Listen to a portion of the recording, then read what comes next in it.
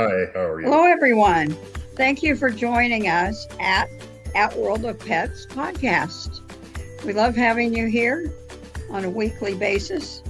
And we want our pets to live as long as possible, but we want that to be a good quality life.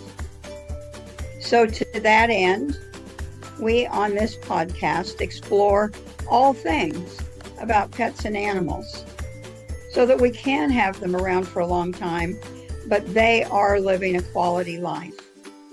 So, again, thank you for joining us. Take it away, hosts.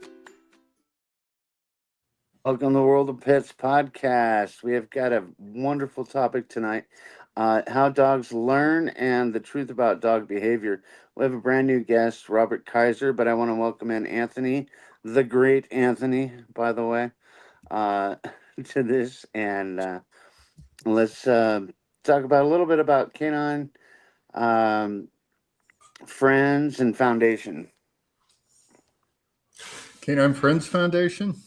Yeah, we started, the foundation started about a year ago. I retired from engineering and bought about 7.5 acres out here in Tucson. We're very close to the Arizona Sonora Desert Museum. We have 2 buildings where we are currently housing our rescue dogs, and the accommodations are very nice. They're cooled in the summer, heated in the winter. We have taken in a lot of dogs that had some really severe behavioral issues, which would have prevented them from being adopted at the shelter. They would have eventually been euthanized. And then we train them. We do a kind of a 3-pronged training. EIO is what I call it: engagement, then impulse control, then obedience. And obedience kind of flows through the first 2 anyway. And then we analyze them. We do an evaluation, and most of them are adoptable. We have a couple that I don't feel could go into a home, so they're sanctuary dogs. And we get along fantastic, but I would say they're a little touchy. So it would be a very special type person that could handle those particular dogs. Not suitable for a family, that kind of thing, but still well-trained and quite sweet. But we have several that are available. A lot of them are pit bulls. We have done a lot of work with German Shepherds and Australian Shepherds, and really mostly all breeds. And we do offer training as a way to subsidize the rescue. We have a County Corso coming in April for service dog training. Okay. From a good friend of mine who I adopted a Dogo Argentino out to several years ago, and that dog became his service dog. And he needs a large dog. He's in his 80s, so he needs a dog that if he falls, he can pull himself up with. And so this dog is now about 6 months old, or will be in April. And it's female, and she's about 70, 80 pounds now. So she'll go about 100 pounds. And she'll come in for complete training, including recall. And the service part will be so she'll allow him to grab her and use her to help him get up. And things like he can grab her and she'll walk maybe really slow so he can start getting his legs underneath him. And then if he says, hey, hold on, the dog will stop and then go. And stuff like that for him. So we do offer training. So that'll be a board and train.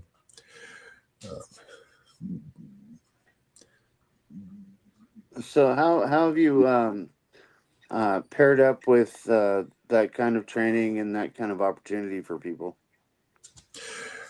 How do we get paired up for it? It's been word of mouth. It's been word of mouth for years.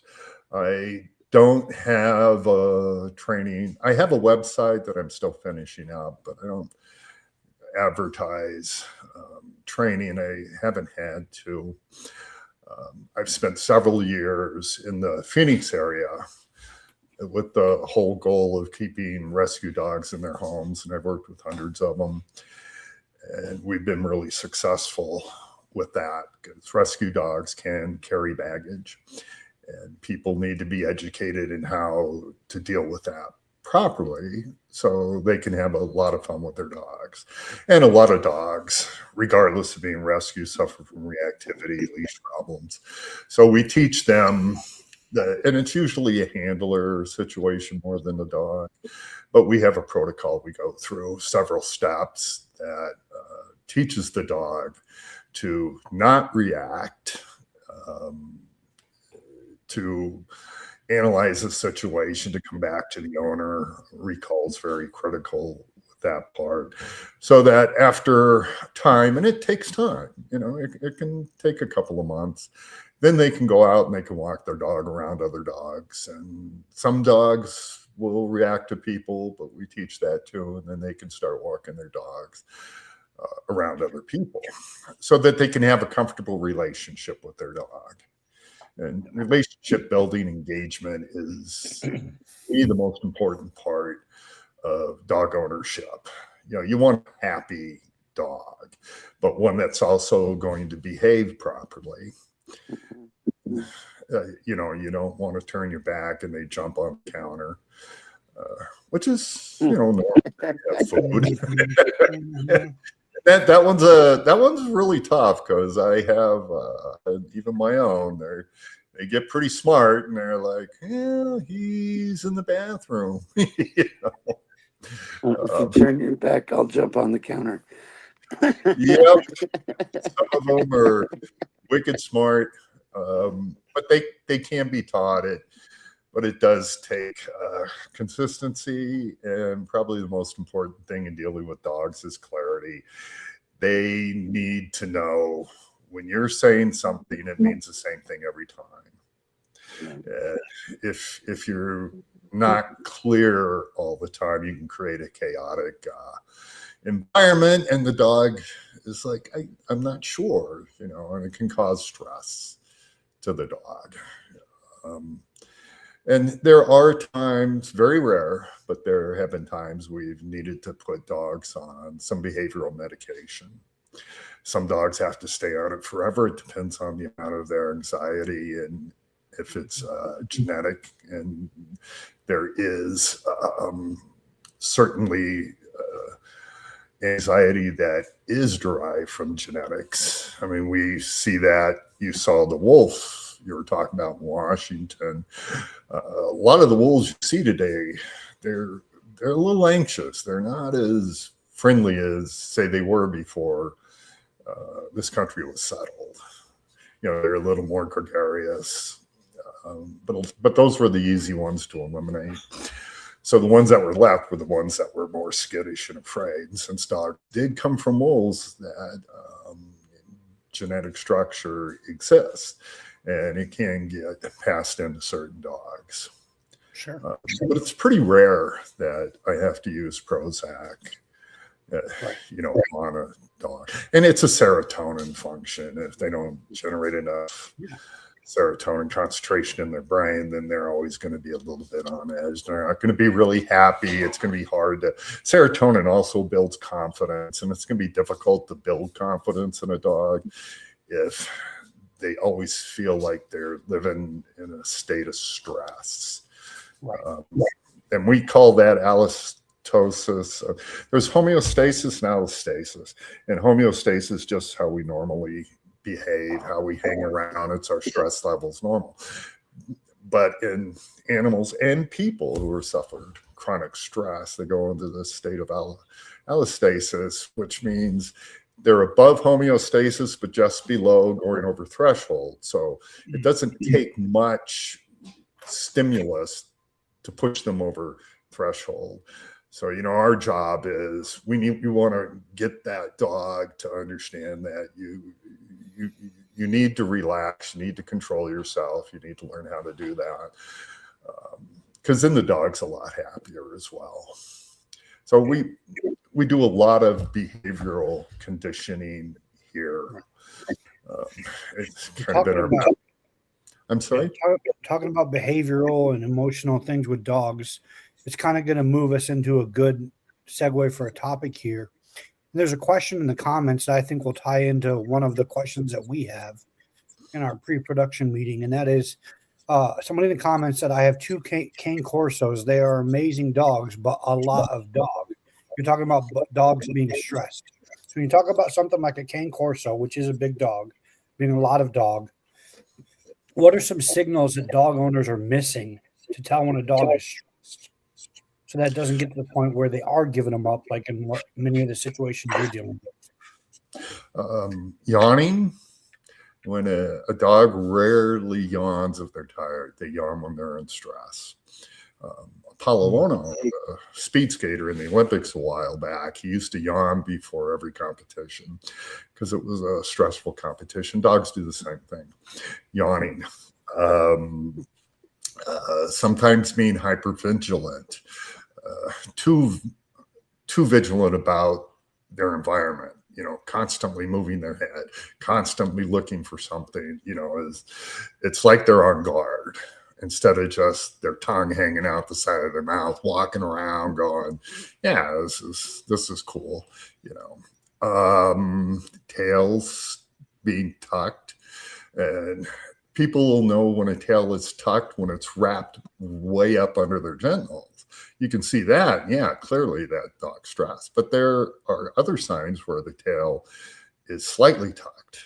The slow wagging tail is not a good thing.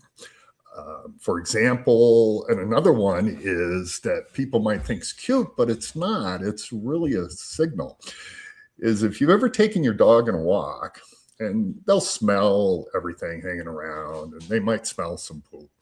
They're smelling the anal gland secretion on the poop, which contains the pheromones of the dog that left it. And that can tell the dog pretty much everything about that dog, including the dog's stress level. And every now and then you might see a dog smell it and raise one paw. Just raise one paw. And as soon as they raise that paw, that dog's on alert. That dog is smelling something it's not comfortable with. And a lot of times raising the paw is accompanied with the dog scanning the area kind of slowly to see if that animal is still in the area. There's a lot of good videos that show when you're in that show introducing a dog, and when they raise their paw, you want to stop it immediately. You don't want to continue because that dog is on alert. And once that dog goes on alert, there's, epinephrine, norepinephrine, which we used to call adrenaline, noradrenaline, that starts getting secreted, and the blood pressure goes up, the heart rate goes up, and if we allow that to go on more than 4 or 5 seconds, then you start getting a secretion of cortisol. And once you get a large enough concentration of cortisol, that's the fight or flight hormone, you have a problem. You can't train or communicate with that dog at that point. So you need to remove the dog from the area and give the dog time to settle. Cortisol has a 3-hour half-life. So depending on the concentration that once allowed the dog to reach, that's going to tell you how much time you have to give the dog away from these distractions to settle down and be in a position where you can work with the dog and the dog will understand you and listen to you. And then there are some dogs that they might have their own unique way of saying I'm stressed. And that is something owners usually have to learn kind of on their own. It's possible that a dog, if they get stressed at something, they might run and jump on the couch and lay right next to you, cuddle up right next to you, because that gives them a safety zone. It's not a good thing to have happen because the dog can start to resource guard the human. And we Yeah. don't want that to occur either. So there's so those are some of the things that I think people should watch out for. The ears are interesting. Dogs will perk their ears up, but it doesn't necessarily mean they're stressed or becoming aggressive. They're just analyzing the sounds that are coming in. When a dog puts its ears way back, that's a good sign. Certainly if they're approaching you, you see your dog put its ears back. It's like, yeah, I get to see my bud. I'm not going to do anything to make them feel anything but pleasant. That I want to be with them. Certainly a very fast wagging tail where the butt even moves, that's a sign of a happy dog.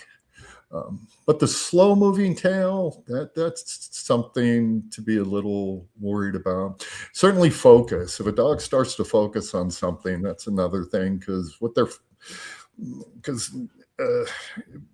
they usually are happy to scan the area, move around, look around, all that kind of thing. But if they go still and focus, they are starting to generate these increases in epinephrine or norepinephrine. They're starting to build up on the threat ladder. A lot of times it'll go away, just like it does with people. So just things like that people could look for. Yeah, you mentioned something earlier, and I just want a little clarity. You said when a dog jumps up, next to you, and they start, you use the term resource guarding. Can you expand on that a little bit? I'm curious about that. What exactly is it?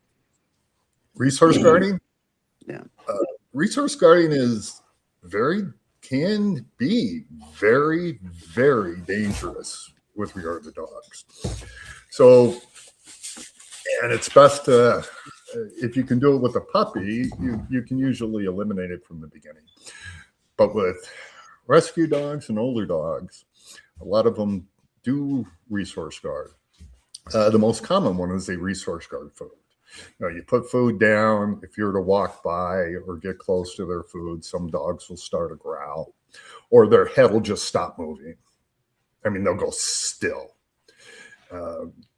That dog is going to protect that item at that time. There's resource guarding toys. These are my toys. The worst things that dogs resource guard, as far as what we would call a toy in a sense, are any kind of a bone or a chew bone or something like that. A lot of kids have been bit because they want to grab the bone and throw it, and they go to grab the bone, and the dog is, this is my bone. Resource guarding can be fixed, usually. It takes time, and you aren't going to fix it by getting mad at the dog. You will not fix it by doing aversive behaviors to the dog, such as shocking them with a shock collar. You're not going to fix it by imposing yourself on the dog, thinking they're going to go, I have to behave. That isn't going to happen. So you have to teach them. And I do this here. And here's an example. None of my dogs, none of my rescues here resource guard. Some started at the beginning, but they don't now. So I have had occasions. I have a desk outside where I sit with, I bring all the dogs out, we play, and we do all these things. And every now and then, I'm human, I'll forget I have a pack of hot dogs on the desk. And I'll get up to say, go in, and I'll come back out. I'll get some water or something. And the hot dogs are gone. And I go over, and the dogs has hot dogs. And so what I do in that case is they do know that they have to allow me to take the hot dogs. And I take the hot dogs, but I don't completely eliminate from them. I will take the hot dog and the package of hot dog, and I'll reach in and I'll break a little piece off after they've given it back to me, and I'll give them a little piece. So they're not losing it. They're getting something, but they're not guarding it If all I did was took it away, yelled at them, one day they're going to go, oh, I'm not giving it back because I'm not going to get anything. Drugs, people, we all work on a reward system. We go to work, we get paid. We get paid once a week, we get paid once a month, however, but we get paid. And that's a continuous reward. Right. And we all work on reward systems, whether it's a pat on the back, playing a game, and dogs do too. But we have to manage the rewards properly. So that's, I do have a dog here. He's in my house. His name's Booker. He bit 5 people before I got him, and all of it was resource guarding. Now, Booker was a strange case. Booker, it wasn't just food or toys. Booker would get into a state of mind where he'd resource guard a piece of paper. And you go up next to him and the teeth are out, it's a piece of paper. So what I wound up doing with Booker, because I couldn't trade him, I couldn't say, give me the bone and I'm going to give you, say, this piece of steak. And then you give him the piece of steak, you take the bone. And then you can kind of give the bone back to him. And you give him a piece of steak. In other words, you keep going back and forth to teach him that I'm taking the bone, but you know what? You can get it back. Don't be afraid. You're never going to see it again. Booker wasn't in that scenario. He'd just go into a strange state of mind. So Booker, I put on Prozac, the lowest dose, and over about 9 months, that pretty much is completely abated. I'm not going to say the behavior's gone extinct, but it's close.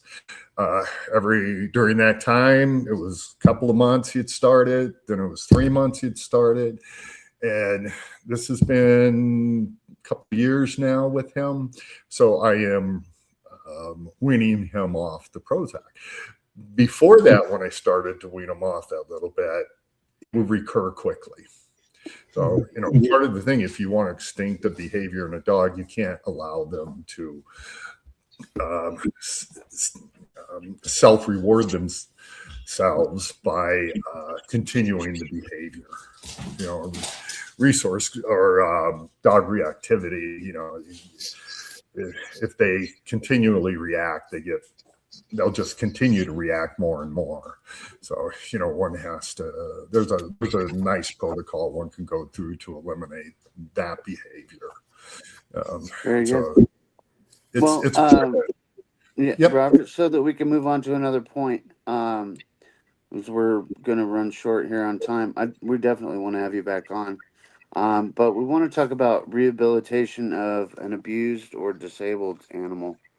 What is your take on that? What is involved in that process? Rehabilitation of abused animals is very difficult because a truly abused animal is not the dog that goes and hides in a corner. It's not the dog that, if you approach, starts going into submission. An animal that has truly been abused, and I've dealt with a lot of them, they'll act pretty normal, but given the proper trigger, they can turn very quickly into a very aggressive animal. So that I deal with and again in a very gentle manner. I don't use aversive techniques on those animals. I don't put a prong collar on them and yank them. I don't put a shock collar on them and shock them when they misbehave.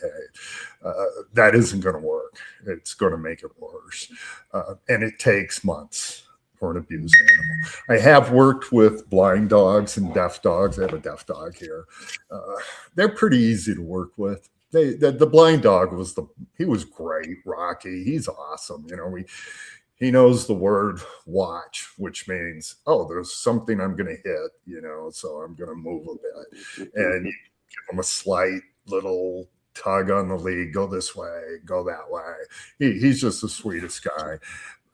getting him to deal with other dogs. He's not the problem. The other dogs are, because he doesn't understand dog language because he can't see.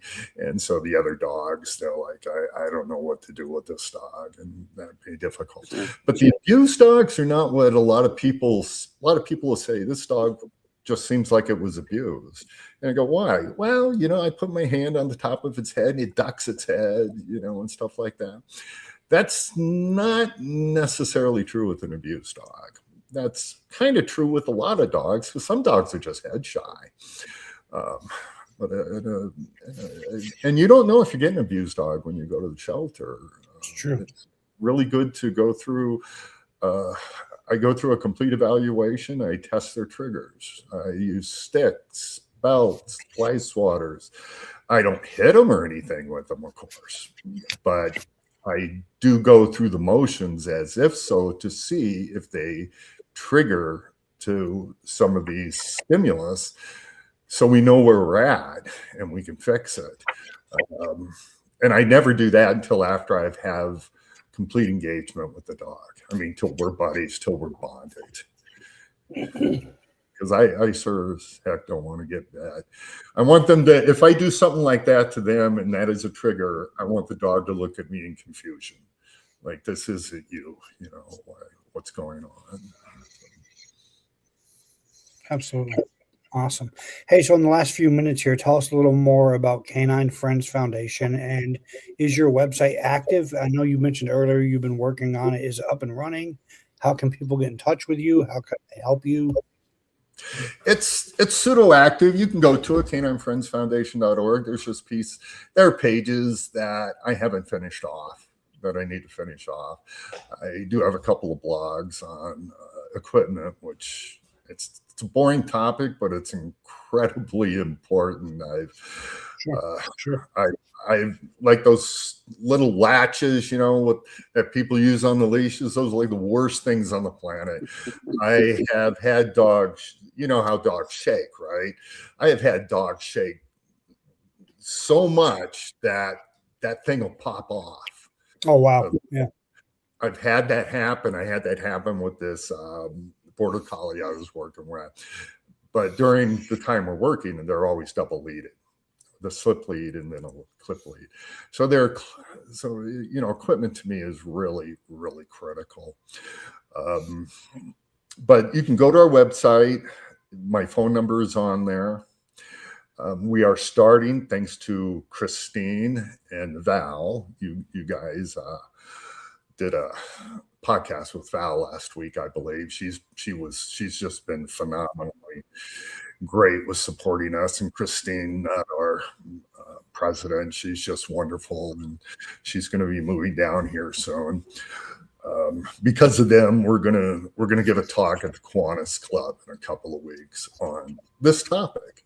We'll see what we can cover. We'll have a lot more time there, and it'll be more interactive. So that's we love Tucson. I found Tucson to be much more open to dogs and more interested in learning about dogs. I don't know about Colorado Springs, just haven't been there. Yeah. Beautiful, Pikes Peak. Yeah. Yeah. So we're trying to make an impact in the community so we can keep dogs from being bred and keep the rescues in their homes. I do take phone calls for free. I do not charge for consultations when it comes to rescues that people have taken from the shelters or a rescue group, so that if they have problems, maybe we can solve them. And a lot of times the rates are super cheap for rescue dogs. I really want them to stay in their home.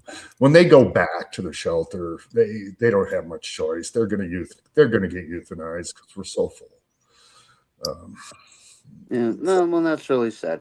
Well, Robert, we're going to wrap this up. I want to thank you so much. We're definitely going to have way more time to talk on, probably, by my estimation, 5 more episodes based on the notes. You're so full of information. We really love it. But thank you for being on tonight, Anthony. It's wonderful to see you. Definitely going to be doing a live with you tomorrow. But in the meantime, go to debspets.com. That's debspets.com. And you can support this channel there. Just hit a thumbs up, a like, and a share.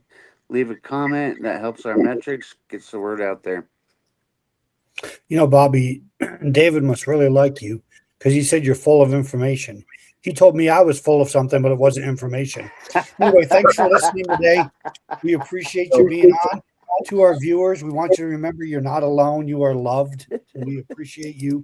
If you need anything, please reach out to us. As we often say, we'd rather have a 3 a.m. conversation than to see your name in the headlines the next morning. So please feel free to reach out. Have a good day, everybody. You're wonderful. Thank you for having me. You're so kind. It made it easier to talk. So And I much can fun. talk forever. Thank you. I'm glad that you joined us for At World of Pets podcast. We would like for you to take a look at what our sponsors have to offer, and that sponsor is debspets.com. You can access it through the QR code, or you can just go to the website. So thank you for joining us, and hope to see you again next week.